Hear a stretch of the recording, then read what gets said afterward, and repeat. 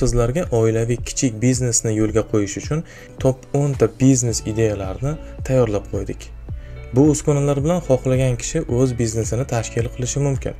Undan oldin kichik mehnatimizni baholab, like bosishingizni so'rab qolamiz. Endi esa biznes ideyalarga kelsak. Tayyormisiz? Unda boshladik. Birinchi, sosiska, tuxum va go'shtli mahsulotlar uskunasi. Bu uskuna bilan siz sosiska, tuxum va hattoki go'shtli mahsulotlarni ham pishirishingiz mumkin. Odatda bu uskuna shaharning ko'ngilochar joylari, bekatlar va odam gavjum joylarida foydalaniladi. Shuningdek, fast foodlarda ham uchratish mumkin. Bunaqa sosiskani tayyorlash uchun metal trubkani qizitish bilan hosil bo'ladi. Sosiska tayyor bo'lgach, o'zi ko'tariladi. Bir necha daqiqada siz tayyor bo'lgan ovqatni ko'rishingiz mumkin. Endi buni bemalol sotishingiz mumkin.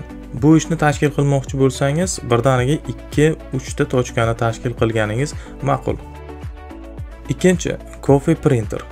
Bu uskuna kofe tochkalari uchun ajoyib qo'shimcha xizmat bo'lishi mumkin. Shuningdek, boshqa raqobatchilardan ajralib turishga yordam beradi.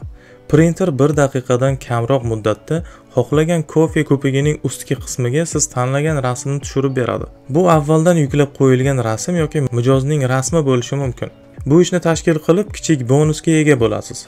Ya'ni rasm yoqqan mijozlar Instagram, Telegram va Facebook, shuningdek boshqa ijtimoiy tarmoqlarga uning rasmini joylashtirishadi. Bu degani sizning tamaddixonangizni bepul reklama qilib berishganini anglatadi. Kofe tochkasi bu eng yuqori rentabellik biznes hisoblanadi. Shuning uchun bu uskuna kam muddatda o'zini o'zi qoplab beradi.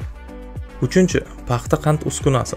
Bu ko'cha ovqatlari reytingida eng yuqori o'rinlarda turuvchi va rentabelligi ham o'ziga xos bo'lgan yegulik hisoblanadi.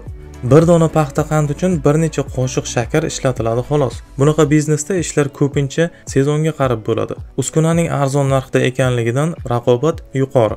Agar siz bu ishga san'at asari kabi yondoshsangiz va har xil figuralar yasay boshlasangiz, barcha bolalar sizga kelishi aniq. Paxta qand ishlab chiqarish uskunasi kompakt hajmda.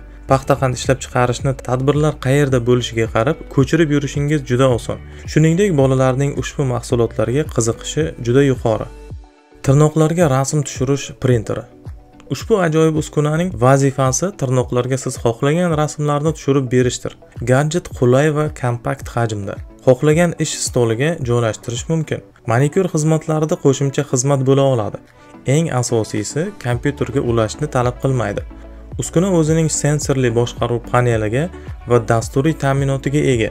Siz bemalol smartfoningizdan uskunaga rasm o'tkazishingiz yoki menyudagi 1000 dan ortiq variantlarni tanlashingiz mumkin. Bundan tashqari, printer gulning barglari, kichik breloklar va smartfonlarga ham rasm tushirishi mumkin. Agar bu printerni savdo markazlariga joylashtirsangiz, o'zini bir necha oyda qoplaydi. Buning narxi $1000 dan biroz oshadi. 5. Lazerli graver uskunasi. Lazerli graver uskunasi frezer CPO uskunasi bilan birgalikda ishlaydi. Ya'ni bitta uskuna ikkita ishni bajarib beradi. Shuning uchun uskuna yog'och otkritkalari uchun mos keladi. Buni hozirgi kunda yuqori talabda foydalanilmoqda. Shuningdek, smartfonlarning yog'och chexollariga ham ishlatish mumkin. Smartfon chexollarini Instagram orqali va yog'och otkritkalarni ijtimoiy tarmoqda sotishingiz mumkin. Yog'ochdan tashqari plastik, koja, rezina va boshqa materiallar bilan ishlaydi. 6. Kukuruz ishlab chiqarish ekstruderi. Bunaqa mahsulot parklarda, har xil tadbirlar, bayramlar va odamlar qatnovi gavjum bo'lgan joylarda yaxshi sotiladi. Ayniqsa kinoteatr va savdo markazlarida. Bu ishni oilaviy kichik biznes sifatida uyda bemalol ishlab chiqarish mumkin. Shuningdek, bu mahsulotning o'zini sotmasdan ichiga biror shirinlik qo'shib sotish ham mumkin. Bu mahsulotning afzalliklari xomashyoning juda ham past narxda ekanligidadir. Bu ishni boshlash uchun bor yo'g'i siz jo'xori yormasini uskunaga qo'yib, uskunani ishga tushirishning o'zi yetarli. AliExpress'da bunaqa uskunalarning kompakt hajmdagilari mavjud. Siz shuningdek katta assortimentdagi har xil kukuruzlarni ishlab chiqarishingiz mumkin. Pishloqli kukuruzdan tortib shirinigacha. 7. 3D printer. 3D printerlar O'zbekistonga yaqinda kirib keldi. Lekin shunga qaramay 3D modeling bo'yicha ta'lim olayotganlar soni juda ham ko'payib bormoqda. Bu texnologiyani ishlatish sizning fantaziyangizga bog'liq. 3D modeling sohasida ta'lim olib va 3D printerga ega bo'lib, siz kichik masshtabli figura va predmetlarni uy sharoitida ishlab chiqarishingiz mumkin. Shuningdek, har xil detallar, suvenirlar, o'yinchoqlar, smartfonlar va planshetlar uchun chexollarni buyurtma asosida ishlab chiqarsangiz bo'ladi. Hozirgi paytda 3D printerlar katta kompaniyalar ishlab chiqarishini yengillashtirib kelishmoqda. Shuning uchun bunaqa mahsulotlar sizning kichik biznesingizni ochishga yaxshi imkoniyat va uy sharoitida daromadingiz manbai bo'libgina qolmay, ushbu uskuna ishlab chiqarishda qo'shimcha apparat ham hisoblanadi. 8. Smartfonlar uchun nakleyka, mobil stikerlar. Bunaqa chexollar smartfonning barcha detallarini yopib turadi. Bunaqa stikerlar narxi chexollardan ko'ra ancha arzon turadi. Demak, bundan foydalanadiganlar soni juda ham ko'p bo'ladi. Shuningdek, smartfoningizga takrorlanmas dizayn yasab beradi. Bunaqa nakleykalar smartfonni har xil qirilishlardan saqlab qoladi. Bu uskuna bundan avvalgi biznes yo'nalishiga o'xshab ketadi. 9. Yog' ishlab chiqarish. Sog'lom ovqatlanish tendensiyasi bugungi kungacha kuchayib bormoqda. Ko'p odamlar qimmat bo'lsa-da konservantlarsiz tabiiy mahsulotlarni sotib olishga intilishmoqda. Yong'oqni presslab yog' olish uy sharoitida kichik oilaviy biznesni tashkil qilishga yordam beradi.